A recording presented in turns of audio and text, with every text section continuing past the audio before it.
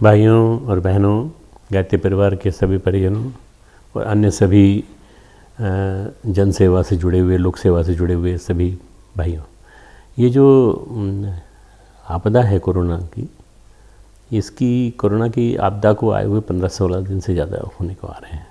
Lockout पूरे विश्व में है। मैं सारे विश्व के टच में हूँ। अमेरिका की बात करता हूँ, इंग्लैंड की बात करता हूँ, सब जगह बात करता हूँ। सब जगह बड़ा संकट है, बहुत क्षण। और उसमें लॉकडाउन वही है, 3 घंटे का बीच में गैप देते हैं वो लोग। उसमें भी लोग मर्यादाओं को नहीं मान रहे हैं। बहुत भीड़ इकट्ठी हो जाती है। और वो उसमें जो सबसे बड़ी चीज़ है, अब तीसरे स्टेज में हम लोग आ रहे हैं। जो तीसरी स्टेज है वो है कम्युनिटी ट्रांसफ़र, व्यक्ति से व्यक्ति को स्पर्श। और ये वायरस जो है, कोरोना का वायरस, ये हाथ से हाथ, हाथ से स्टील, हाथ से धातु, हाथ से टेबल, कहीं से भी पहुंच सकता है, ये कहीं से भी आ सकता है। इसलिए जिस तरह से हम लोग सचेत हुए नागरिक के रूप में, नागरिक कर्तव्य के रूप में इसको पालन किया, वैसा ही हमको इसको जीवन में उतारना चाहिए। आने वाले कम से कम 2 महीने और मन को परेशान न करें। सबसे बड़ी इस समय जो कष्ट नज़र आ रहा है वो नज़र आ रहा है एक्सोडस, लोगों का भागना, अपने गांव, काम छोड़ करके अपने गांव जाने की सोचना। गांव में ठीक रहेंगे, गांव में लोग वैसे कष्ट में हैं, तो यहाँ से चल पड़े हैं और लोग मीलों दूर, चल रहे हैं, चले जा रहे हैं पैदल। घर घर में जगह जगह व्यवस्था लोगों ने बनाई है, इसके बावजूद भी वो अपने घर पहुँचेंगे तब जाकर के उनको सब कुछ मिलेगा। तो इसलिए मैं आपसे अनुरोध करूँगा कि जितना हो सके इन लोगों की जो भटक गए हैं, जो समझ नहीं पाए हैं, उनको आप कहें कि भाई यहीं रुक जाओ, थोड़े दिन यहाँ काम कर लो, जो काम कर सकते हो वो काम कर लो।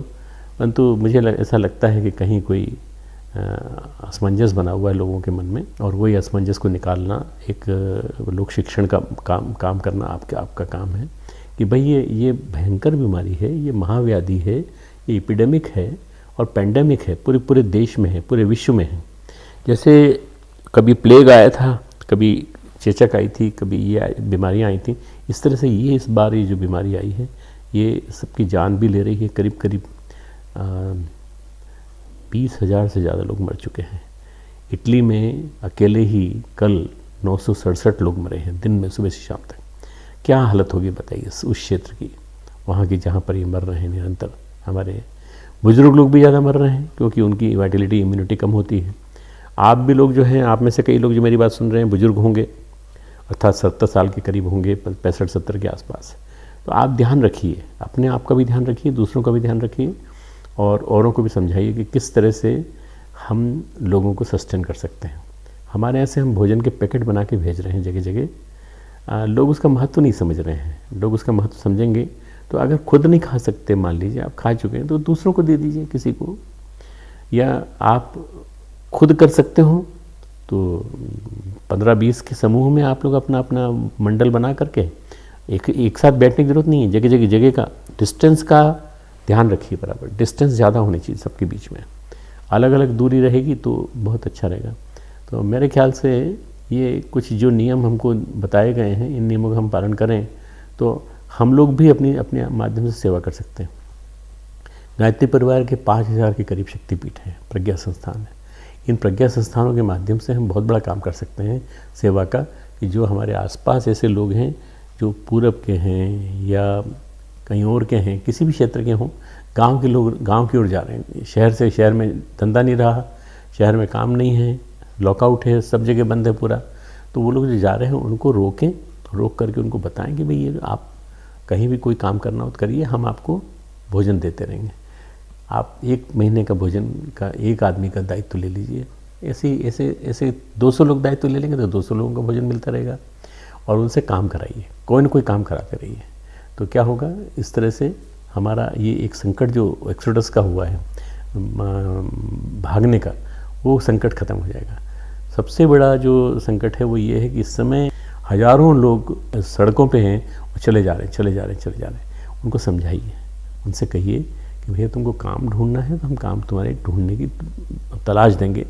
अगर मिल सके, आप सरकारी अफसरों से संपर्क कर सकें तो आप उनसे कह करके इनको काम दिलवाइए किसी तरह का, ताकि ये लोग वहाँ रह सकें।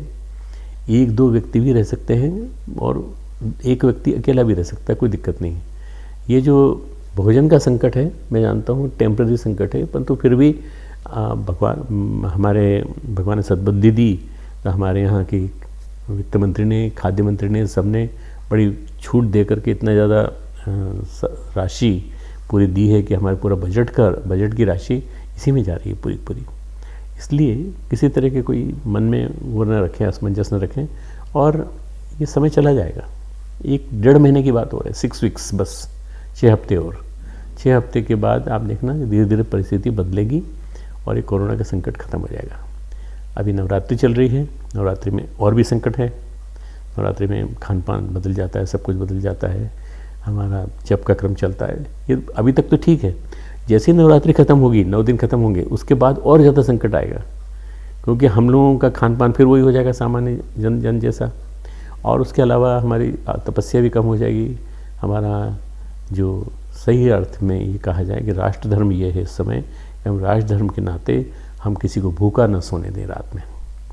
हम कोशिश करें कि अगर हो सकता है तो ऐसे लोग हमारे आसपास हों, या हमारे सामने से निकल रहे हों, या कहीं आपकी नज़र में आ रहे हों, कहीं आपके ध्यान में आ रहे हों, या कोई आपको फ़ोन करके बता रहा हो, उनके लिए कुछ सेवा करिए, उनके लिए कुछ पहुंचाइए उनके लिए।